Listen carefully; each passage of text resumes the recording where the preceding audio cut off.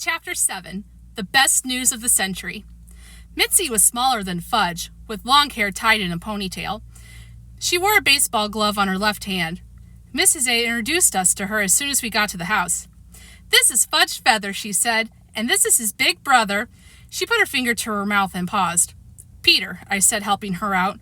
"I don't know why people can always remember Fudge's name, but not mine."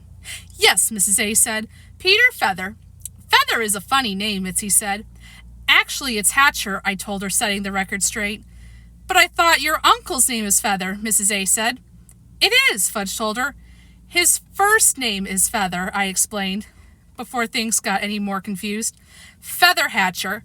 Uncle Feather Hatcher." "Oh," Mrs. A said, laughing. "I get it now. So you're the Hatcher boys, not the Feather boys." "That's right," I told her. "I like Feather better," Mitzi said. "And Fudge isn't a name. It's a candy." "It's a name, too," Fudge told her. "Right, Pete?" "That's right," I said. "Doesn't he have another name?" Mitzi asked me. "A real name?" "It's Farley," Fudge said. He stuck out his chin, daring her to say anything more. "Farley?" Mitzi said, opening her eyes really wide. "That's a real name?" "Yes," Fudge said. "Grandma," Mitzi said, "is Farley a name?" "It's a beautiful name," Mrs. A said. "There was once a handsome movie star named Farley Granger." She closed her eyes and kind of sighed. Then she went into the house to get us a snack. Sheila went with her. As soon as they were gone, Mitzi got shy. She looked at the floor of the porch. Then she looked at the ceiling. She socked her fist into her baseball glove to make the pocket deeper. But she didn't say a word.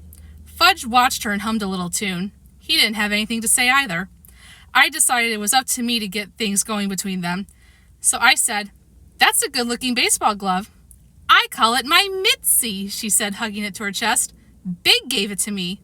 "Who's Big?" Fudge asked. "My grandpa," Mitzi said. "Big Apfel." "Big who?" I asked, sure I misunderstood her. "Big Apfel," she said again. I couldn't believe this. I kneeled beside her and spoke very slowly. "Are you telling us your grandfather is Big Apfel, the baseball player?" Mitzi nodded. "I have his baseball card," I said. "I know his stats by heart." "You want to play in his game?" Mitzi asked. "His game?" I said. She nodded again. "We play every Sunday." "Are you saying that anyone who wants to play ball with Big Apfel can?" "You have to pass the over-under test first." "What's the over-under test?" "You have to be over 4 and under 104. "And that's it?" I asked. "That's it," she said. "Yahoo!" I yelled, jumping so high I almost knocked over one of Mrs. A's hanging plants. "This is the best news I've heard in a long time." "Is it the best news of the century?" Fudge asked. "It could be," I told him as I yahooed again. In a minute, all three of us were jumping up and down and yahooing all over the porch. That's when the perfect babysitter appeared, holding a pitcher of juice.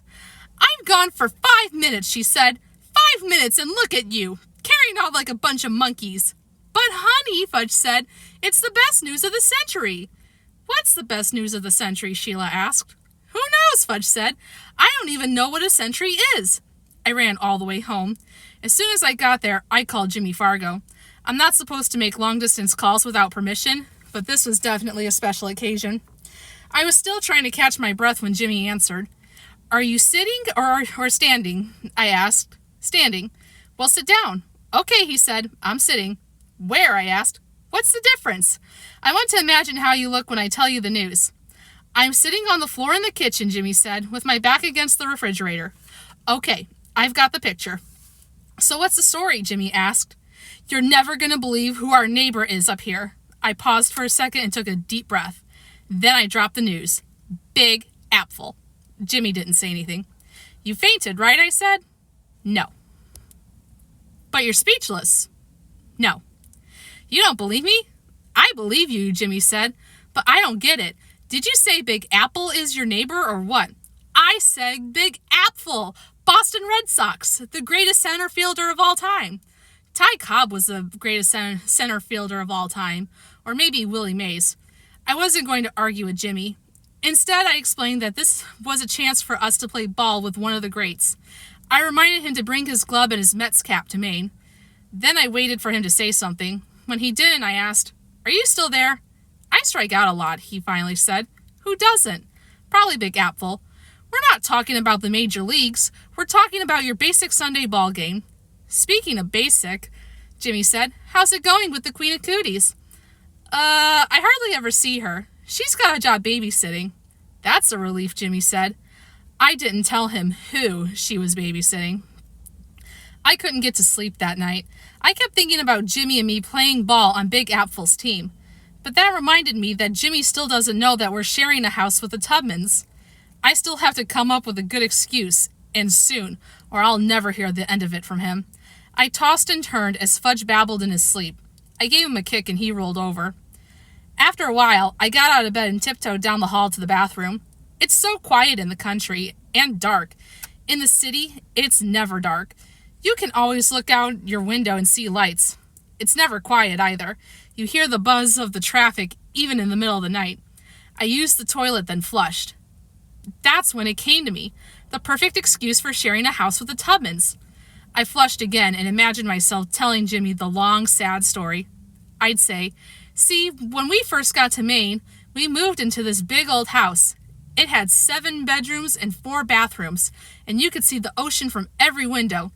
But unfortunately, there was a big problem. What problem? Jimmy would ask. Poison gas, I'd say. Poison gas in all the toilets. Green, steamy, gurgly stuff that bubbled up every time we flushed. Blech, Jimmy would say, making a terrible face. Dad had to call the health inspector, I continued. She took one look and went nuts. This is a disaster, she cried. This is a serious environmental disaster. So then what? Jimmy would ask, biting his nails. She condemned the place.